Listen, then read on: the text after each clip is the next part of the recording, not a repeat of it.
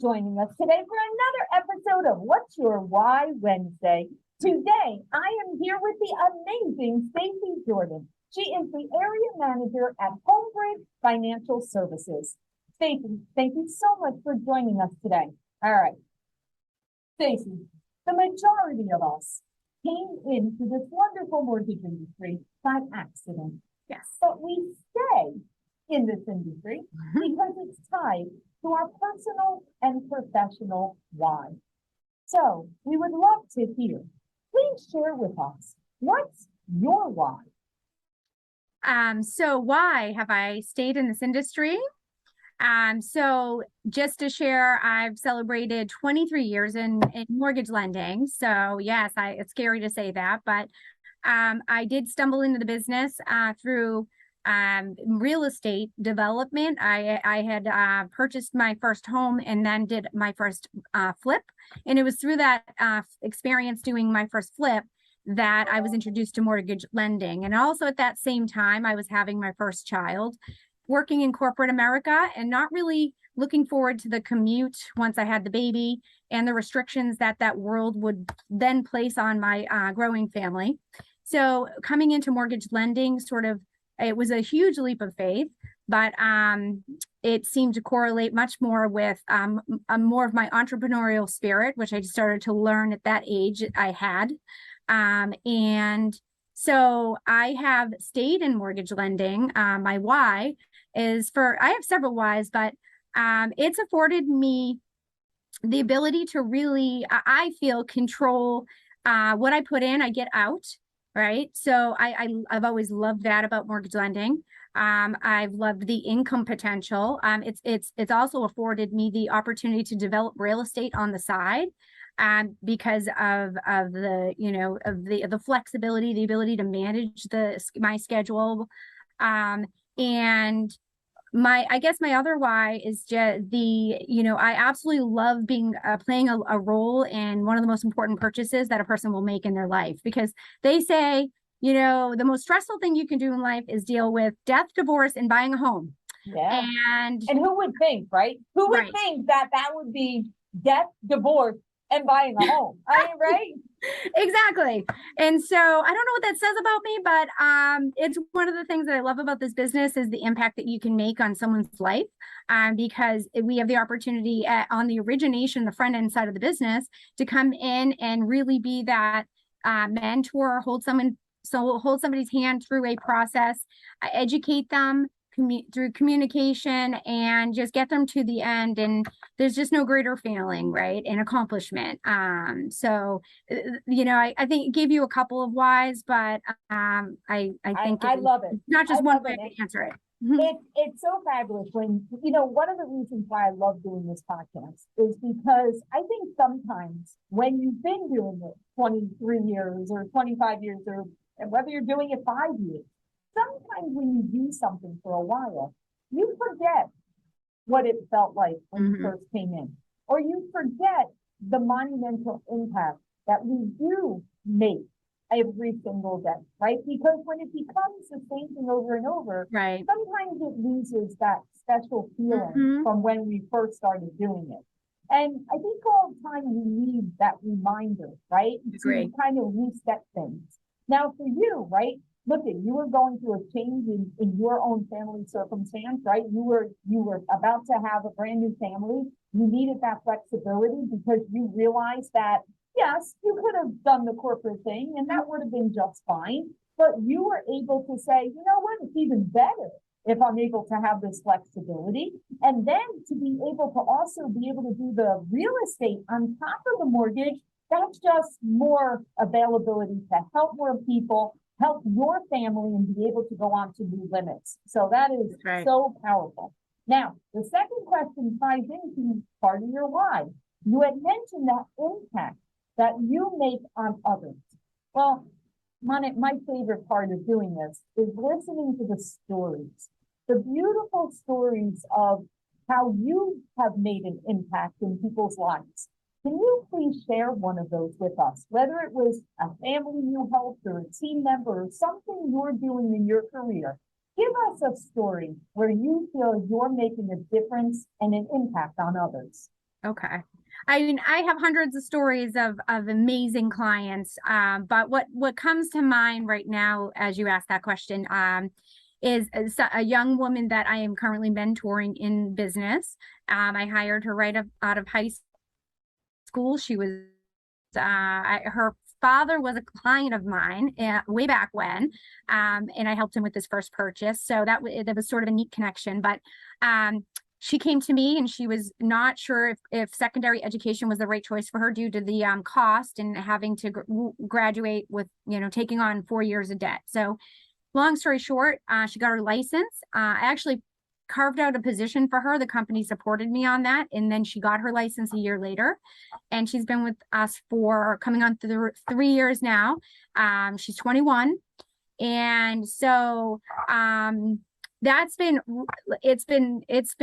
so I don't know what's the word. It's been so nice just being able to give back and invest in somebody else, especially at that age. I know I really wish I had somebody, right, to sort of lean down and give me their hand. I didn't have that. So I spent many years, navigating this industry and making mistakes along the way and learning and growing. But I feel this has been really, really like amazing for me to feel like I'm contributing and giving back to a young professional and hopefully making a difference in her life. But and you are phenomenal. So you are. I mean, there is no doubt that you are. And when that happens, she will repay that in the future. Like she will also repay. And it's funny, as you're speaking, I'm thinking, like, I'm just thinking about to myself, right? Like my own career. And I'm with you. I didn't have that in the mortgage industry either. But it was really funny that before I got into the mortgage industry, when I worked for a marketing company that they did lead generation for mortgages, but they weren't a mortgage company. They were a marketing company. And it's funny that the head of that company was a powerful woman. And I remember at the age of 21, I remember looking at that woman, thinking to myself, well, she did it. Like that woman did it. That woman is a successful, powerful, C-level, woman. And I remember in my own mind going, well, that means I can do it. Like I can, if she can do it, I can do it. Right. Right. So Stacey, you did that, right? You showed her the way that you did it, right? And you've had a successful career and have a family too, which a lot of times that's a struggle also. Oh, where young girls sometimes they get very scared that if they choose the career, they also can't have the family. Right. And that's not true. I agree. You can. What are your thoughts on that? With because that is a struggle. Yeah, it is a struggle. And I can say in my career, as much as I sacrificed a tremendous amount of family time to build my career, especially in the early years, and I don't regret that. I always said to myself, I'm never going to apologize to my children for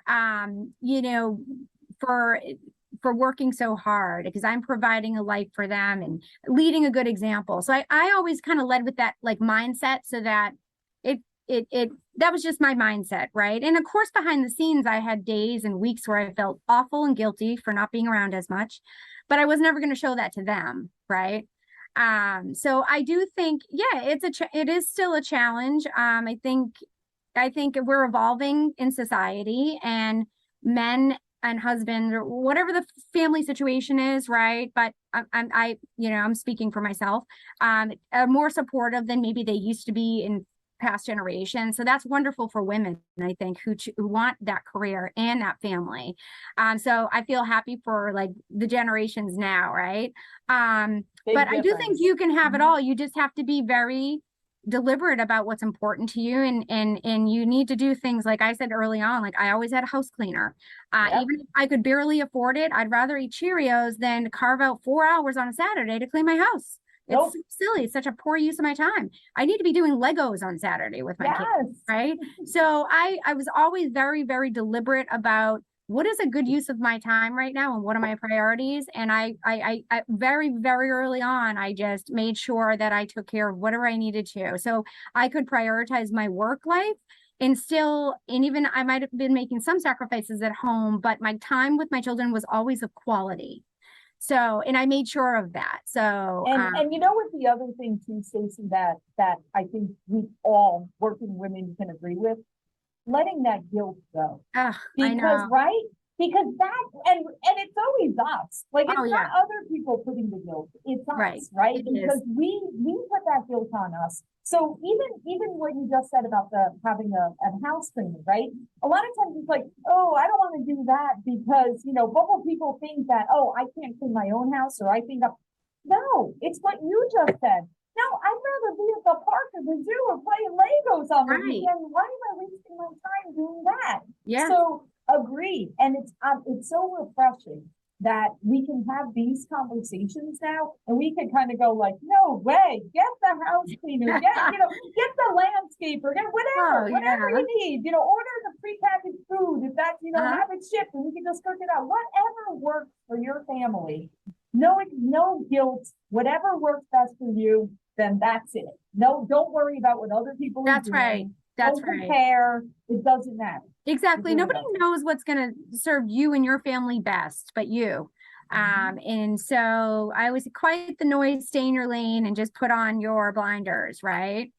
That is right. Okay. So as we're going down this road, and I love that story about the young lady, I can just imagine, she's got the world is her oyster, right? Yeah. Like she has so much opportunity and so much guidance, and that is really, that excites me, really excites me for her. So now let's go down that road. What bit of advice would you give to someone that's newer to the industry? A few things that you've learned on your journey that you would like to give them some tips.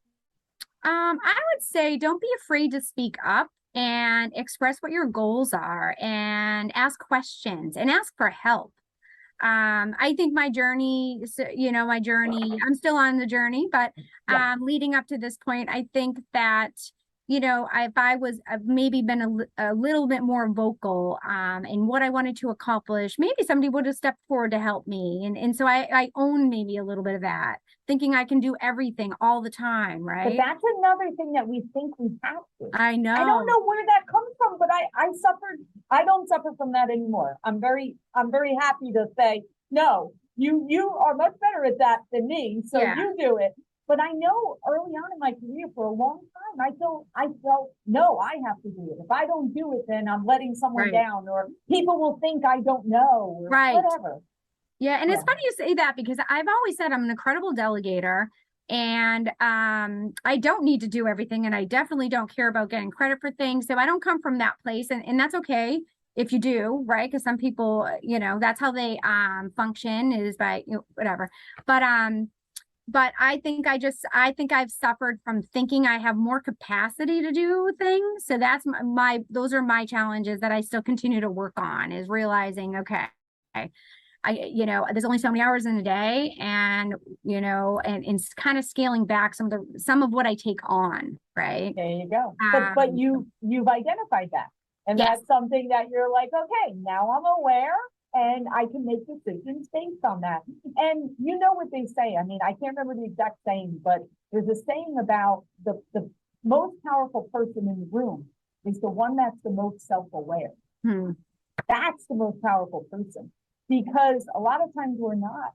A lot of times we're not as aware or tuned into ourselves. And when you get to the point that you know yourself, and you know your pluses and your minuses, and you know how to maneuver that, well, then you are the most powerful person in the room. Right. That's a good one.